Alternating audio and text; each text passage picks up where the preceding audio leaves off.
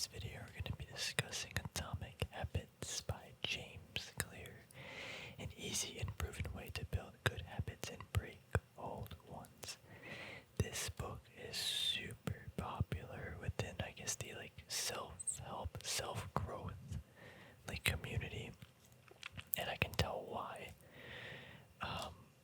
I thought it was a great book, so I actually started I started listening to this in my drives to work and when I worked out.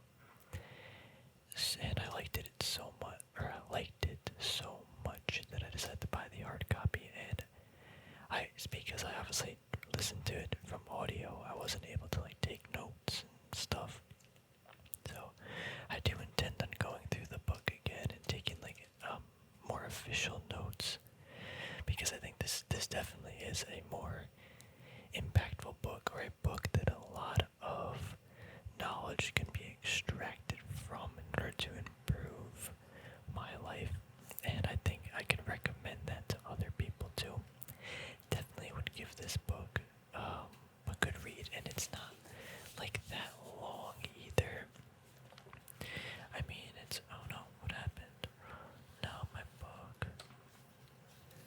I don't know what happened. I just bought this too. Oh well, that stinks, but there's a lot of in the back, what is this called? I don't know, I'm blanking out. Yeah, notes. So the book's only 270 pages, maybe 260 pages, and it's all really quality information. So I'm pretty sure a lot of you who have already or are listening to the video have probably already read this book. But those of you who don't know, this I should be more respectful, but this guy, he had a super bad accident in, I think it was high school.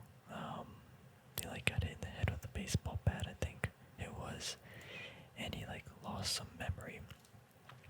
And in order to rebuild his mind, he kind of went through a bunch of habit building and things like that. And he realized how more not better, I don't want to say that, but he was able to become or get back to where he was, and then go way past that, way past his peers and friends and colleagues in intelligence and, let's say, lifting and athleticism. And it's because he started noticing around him what other people did, their small day-to-day changes, or not changes, but the small day-to-day activities or patterns that they were doing, I guess habits in a sense. And he was noticing the good or bad habits he was doing, and the longer term benefits of how that could improve someone's life immensely. And then he obviously not made a book, but he became immersed more and more into the habit specific niche, and tried to help other people in businesses and stuff. That's a very, very brief rundown of him in the book, too brief, but I think the title of the book too needs to be discussed: Atomic Habits. So atomic has actually two meanings. He kind of discusses this in the book. Atomic, the way that I first thought of it was atomic, explosive, I guess I wouldn't say big in magnitude, but highly energy dense, I guess. That's one definition, but the other one, as you can see on the page, atomic is small. Atom is small. And that's the literally the perfect word for habit building, because atomic, it's small changes, it's small things in your day-to-day life, it's small little choices, and I guess decisions and choices, it's kind of the same word, your day-to-day life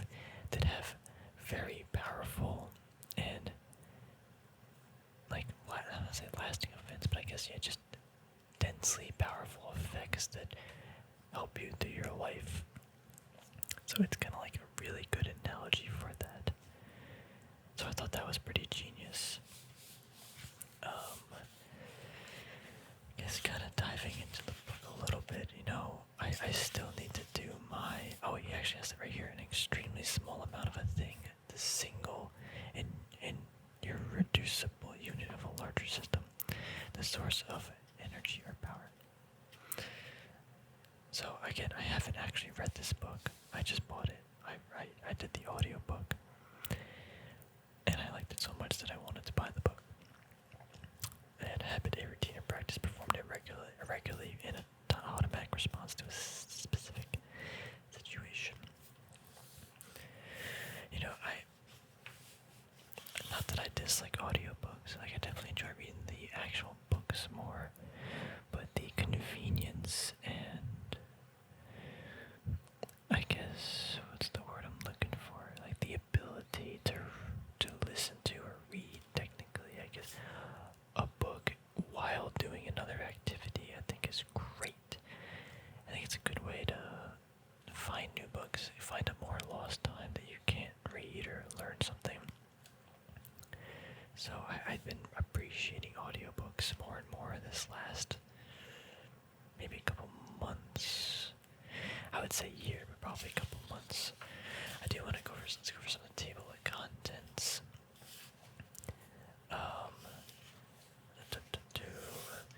So he talks about himself. He says why tiny changes make a big difference. And why is that book doing that? It's like sticking to the thing. The surprising power of atomic habits, how your habits shape your identity, how to build better habits. Yeah, that's one thing too.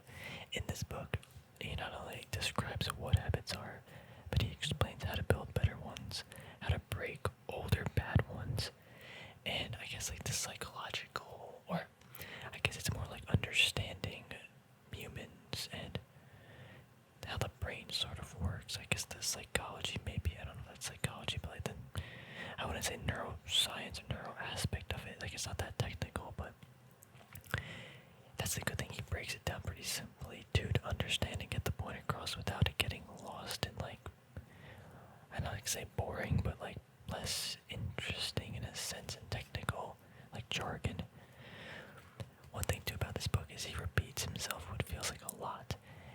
And I'm not going to say that's actually a bad thing because there are messages in this book that I think need to be, that the reader needs to understand and take away from the reading. And that's how you gotta drill it into the reader, is by acknowledging and repeating it in a sense. So I think it's okay. Also at the end of each chapter, he does a summary, I believe. Yeah, chapter summary. So, and it's nice and short and brief. So it's like, hey, this is what you're learning. Hey, this is what you should have taken away from this chapter. And again, the chapters sometimes overlap and they talk about similar things, but again, you're reading this book because you're trying to understand habits, either break your old ones, gain some new ones, how to live or how to go about your day in a way that you want to live, and how to do it with small little things each day to get to the bigger goal. That is what you're extracting from this book. I mean, I guess it could be other things too, but actually, we can get more to the book, but I like to discuss what I learned from the book too. I didn't come into this book really wanting to learn anything about habits. I just wanted to read a good book that could help me improve my day-to-day life, or get me to another step in life, and this seemed to be a well-acknowledged book by, I guess, the self-help space. And I think because of that, I was open to what the book had to offer to me, and that is one of the things I had to take away from it. Proceeding more into table of contents, we have the first law: make it obvious. The man who did it right, the best way to start a habit. Motivated is overrated. Motivation overrated. Environment often matters more. The secret is self-control. So the first law: make it obvious. If something is obvious, or it's not in your face, or it's not. I guess easy is the next step, but if it's not like super crystal clear of what needs to get done, or I guess is this the same as making it easy? No, make it easy is the third law. If it's not obvious, you're not gonna do it. So that's it. Yeah. Anyway, I'm gonna go to something else. Motivation's overrated. I think that's so true. Like, I wouldn't even say I'm motivated. I'm just trying to think of my own life, but if you need motivation, it's not sustainable enough. You could even be motivated for like a year or so, but it's like there has to be a deeper fundamental thing that's like driving you, not just motivation, because to me motivation is more like a surface level thing. I guess motivation can be like a deeper, like say emotion, but a deeper like thought about a topic. But I don't think, yeah, so when he says environment, you have to, I'm not gonna say eat, sleep, and breathe certain things, but the things that you surround yourself with often make it relative and what's the like self-fulfilling almost in a sense. If you surround yourself with smart people, or you surround yourself with like if you want to read a book or something and you like make it obvious that you want to read the book, like maybe put your book on your bed. I think that's the example he actually gives. Like if you want to read before going to bed, you just put your book on your pillow before, like when you wake up in the morning. So it's obvious that before you go to bed, that night, it's like, hey, I should read my book. So it's kind of like simple stuff like that. The second law, make it attractive. How to make a habit irresistible. The role of family and friendship, your habits, how to find a the cause your bad habits. I should move it down a little bit. Make it attractive. I can't think of an example. I mean, again, all these laws, I guess, kind of coincide with each other. So the third one, make it easy. The fourth one, make it satisfying. I'd say make it satisfying is similar to make it attractive, but attractive and satisfying are different. Like satisfying is usually after it's achieved or after something is done or during the activity. That's when the satisfaction occurs. And attraction is what happens before it draws you to it. Make it easy to, if you make hard habits, if the process of doing the habit or getting to that habit or anything like that is difficult along any of the steps, you're not going to do it, or you're going to have a more willingness to not do it. Walk slowly, never back down. The law of the least effort. How to stop procrastinating by using the 2-minute rule. How to make good habits inevitable and bad habits impossible. The fourth law, the cardinal rule, behavior change. How to stick with good habits every day. How to have an accountability partner can change everything. Next chapter, there's one chapter. Let me move this down a little bit.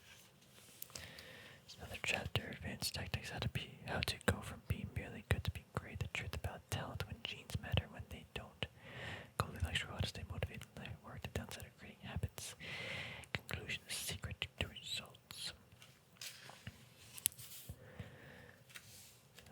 I don't want to get too deep into the book, but yeah, so if sophomore year in high school and it's in the face of a baseball bat, dude, that's terrible.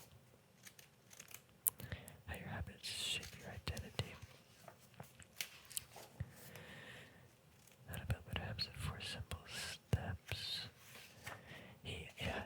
The book is, I've been sifting through the book, dude. It's just so aesthetic too. Like, he made this book to be actually read and enjoyed. But let's actually, like, can we go through this? What's this title? It's good. So this is like every habit, the habit loop. You have a cue. The cue then triggers a craving. The craving then triggers a response from you, and then you seek a reward.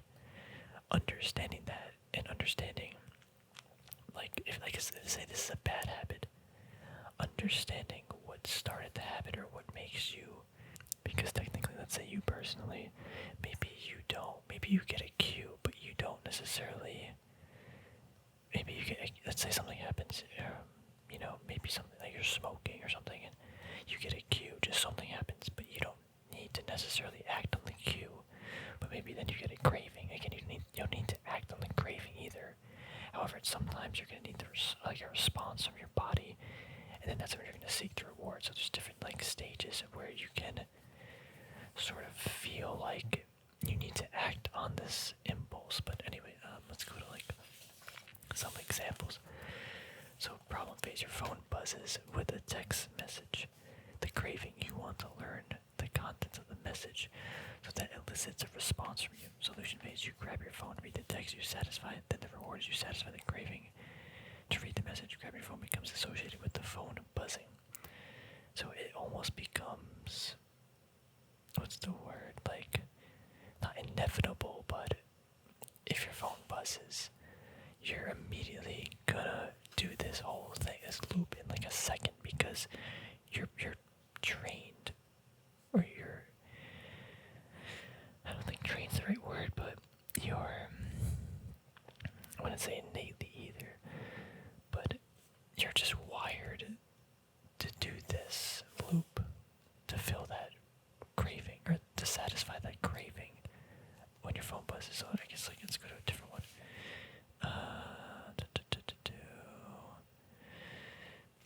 I think this is probably a good one. Q. You hit a stumbling block on a project at work. 2. The craving. You feel stuck and you want to relieve your frustration, so you pull the response. So you pull out your phone and check your social media.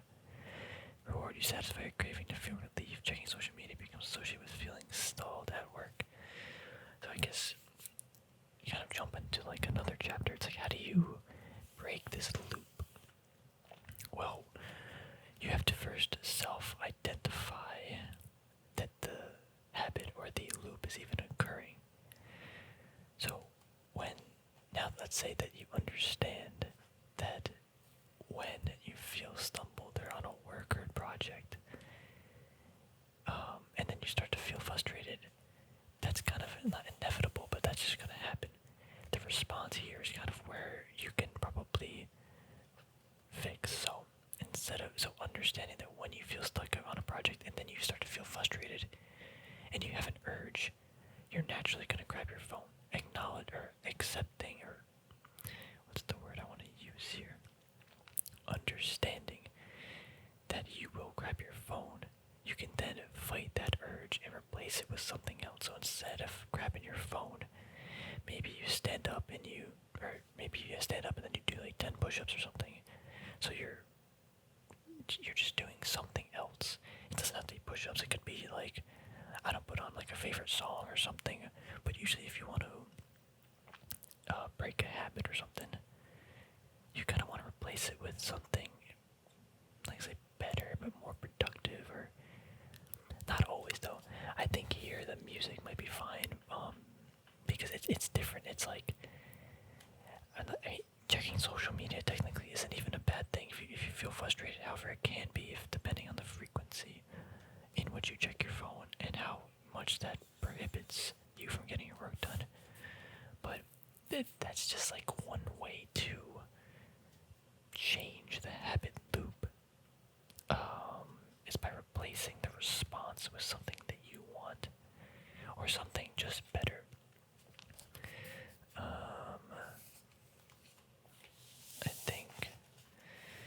I think an example he had in the book with this, you smell a donut shop as you walk down the street, you begin to crave a donut, so then you go buy a donut, eat it, and you satisfy your craving to eat a donut by buying a donut.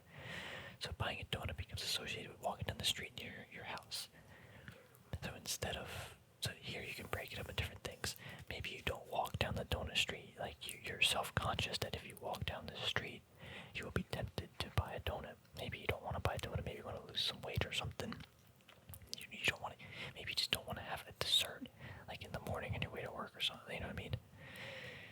So that's one way you can break up the cue, is you don't give your body the ability to even have the cue, because you don't go down that street.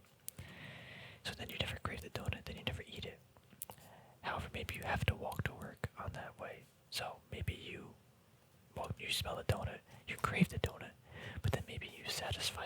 urge, or either you respond with it by having a piece of gum, or I don't even know, maybe like just it could be anything else to satisfy the urge. That's kind of like a little bit of a tricky one, because I feel like for me, what I found is like if I know I'm gonna be tempted by something, I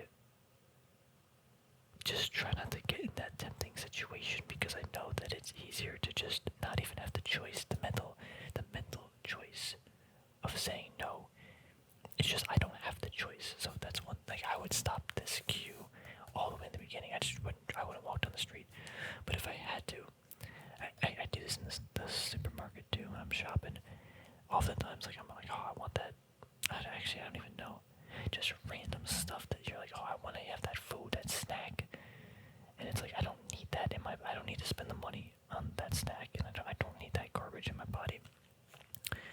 So, I think he also mentions this in the book. Now that I'm remembering, I'll talk about me first. When I get that urge or sense, and I'm like, I need that. I just remind myself like, I am better than that. Not that I'm better than that, but I guess it is, because but it's based on my perception and how I view myself and who I want to be. The person that I want to be and am, I does not eat like garbage food.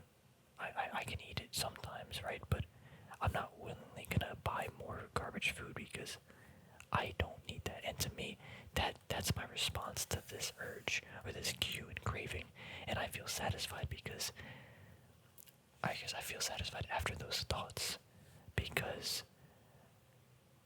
what is like the psychological reason of why it's satisfying, or why it satisfies the room? I guess it's just like, I know that if I don't do that, it doesn't get me one step closer to becoming who I want to be, or, but it doesn't send me back. And I know if let's say I have like 3 or 4 donuts every day, or if I go to the store and if I buy a box of donuts, I will eat the donuts. So it's like if I just don't buy the donuts, I know that'll offset my like life. But anyway, in the book, I guess I'll explain a little more what he said. He goes into how, I guess a similar thing, I don't actually know where it is, but this girl wanted to like lose weight, and so that's the thing too. One of the things about habit building or one of the ways of this sorry, my brain's going everywhere. This coincides with what I'm talking about, or with my experience, and then with someone else in the book that he experienced, or as an example. If you, one way to break in habits and start new ones is if you embody the thing that you want to become, and you speak as if you are it already, then it's easy. You can become that easier, in a sense. So like the example is, if you want to be a healthy person, well, you act like a healthy person. You ask yourself every day, or not every day, but you ask yourself, would a healthy person do this? Would a healthy person, when they go shopping, would they buy a box of Twinkies? Probably not. Would a healthy person, go for like a walk in the morning? Probably. Maybe not every day, because maybe it's like, you don't need to do it every day, but ask yourself, like, is this what XYZ person would do? Because I want to become XYZ person. And embodying that is a way to get that satisfaction, or get that reward from certain, like, cravings, or satisfy cravings, because you are becoming mentally what you want to become. There was an example too. Sorry, I'm just flipping through the books. I don't actually know where it is, but there's another example in the book. Here's like dopamine spikes. There's some example in the book about a smoker, and he was still technically in considered a smoker, like he would smoke. But if someone asked him if he was a smoker, he would say, no, I'm not a smoker anymore, even though he sometimes still smoked. And the reason why he did this is because when it's like, there's like that psychological thing. If you say something as if it's true, even if it's not like a lie, but it's not the example is if he said I'm quitting smoking, that's saying I can still have a smoke here and there. I don't mind smoking, I'm trying to quit. But if someone asks him, are you a smoker or do you smoke? And you say no, you're reinforcing the fact that you do not want to smoke, as opposed to saying I'm quitting. I'm quitting is like you're in the middle of the process, maybe you're not too sure, or I'm trying to quit is even a better one. You're not quitting, you're trying to do something. Maybe it's working, maybe it's not, but if you say I am, or I quit smoking, it's like, that is an absolute statement. I quit smoking. Even, I'm not, I think actually in the book, the person said he wanted to quit, so that's what he did. But even if you do something and you lie to yourself, but you reinforce it mentally, I think over a time that does help break the habit process. Now, obviously, if you smoke like a pack a day and you're like, oh, I'm quitting, then you keep doing it, and there's like a thing there where that just doesn't make any sense to lie to yourself. But at the same time, sometimes it does help to lie to yourself because, again, they're the reinforcement, but it has to come from you as well. Yeah, just quickly go to this page. There's things called habit stacking. So after a current habit, I will do new habit. So let's see. Yeah, this is I think a good one. Exercise. After I take off my work shoes, I will immediately change into my workout clothes. So after work, he comes home. He has to take off his shoes. When you take off your work shoes, it's like you might as well just take off your clothes and then put on your workout clothes. Like you're already, you're home. You might as well do it. For me, this is similar. Like when I am done with work, at work, I go to the gym. At some point in my day, I have to stop working, and I make it a habit to immediately go to the gym. That's not a choice. That's what I do now. There's actually another one. Yeah, so there. I forgot where it is too in the book. There's I think make it obvious too. I think is make it obvious and easy. So this is my example for that. Make it obvious. The decision for me to go to the gym starts with the night before. I pack my workout clothes, I throw it in a bag, and I put it next to my I'm going to work bag. The decision for me to work out is made then. I decide the night before that is going to happen the next day. And I do it in a I'm not gonna say healthy state of mind, but yeah, it's like I'm in the mood to work out, but I already worked out today, but it's like I want to do that again tomorrow, so I get it ready for tomorrow, and then tomorrow it's not even a choice, it's just I go do it because I decided yesterday that I did, and I already set up all the things that need to get set up to make the workout happen. I just go through the motions. Not to say the workout is lazy, but I'm saying the habit or I guess the process of going to the gym is already predetermined the day before. So there's certain things like that can, if you want something done, again, make it obvious and easy.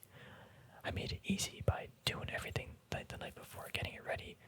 I made it obvious because I put it right next to my bag, hey, you're doing this tomorrow. And make it, make it attractive. Innately working out's attractive because of the, physical appearance changes, but also just the mental stuff. And I know the health benefits of doing a little workout every day. Maybe not every day, but throughout the week doing some workouts. I think that is self-satisfaction to me. I guess it also goes with make it satisfying, but the workouts themselves. I do what I want to do when I work out. I don't have some strict regimen. I go to the gym with the goal of I want to do something physical with my body and I want to move it around. And that is what I do. It doesn't no matter what you do, I feel like this is obvious to a lot of people and even to me, but it's like, it's different when you say it out loud and you actually live it, but like making things consistent and flow with you and what you want to do. That's probably not how I wanted to word it. Be in life, being consistent, I guess building these habits of things that you do, like in high school, build habits. In college, build habits that you want to have 10 years from now, 20 years from now. Because the tiny habits and doing that repeatedly over a long period of time, having that consistency is so powerful from like an intellectual, from a physical, like athleticism point of view too. Like almost anything, like finances, any topic, if you do it consistently with good habits over a long period of time, is so much better than just brute forcing something or rushing to do something in even like a year. Like I gotta be like 185 pounds by this time next year, and I gotta be able to lift like 235 on the bench. Like, just focus on the process. Focus on doing it often. If your goal is I want to, let's say, deadlift like 400 pounds in like 5 years, that's a realistic goal for a lot of people. In 5 years, like, I feel like people have these like super short term goals and target setting, and it's like if you just that's the thing about this book. If embody certain habits and do that over long periods of time, and it will be sustainable, it will be enjoyable, and it will be your life, and you will enjoy it. And I think that is just the pinnacle of the pyramid of understanding not only this book, but like how to maximize your life in the way that you want to become. I'm not trying to like preach to everybody, but I'm just trying to take in everything that I've been reading and understanding. But like, I just wish, not that I wish, because it's not like you know these things like when you're younger and stuff, but just be consistent, set up habits and routines that you do over long periods of times, and it's not a chore. It doesn't become a chore, it becomes your life. And again, you will enjoy it because it's the life that you want, and you're giving yourself the reward that you want from certain responses that, I guess, maybe I butchered the word there. I forgot what I was saying. But anyway, I'm gonna reread this. Not reread. I'm gonna read the book instead of listen.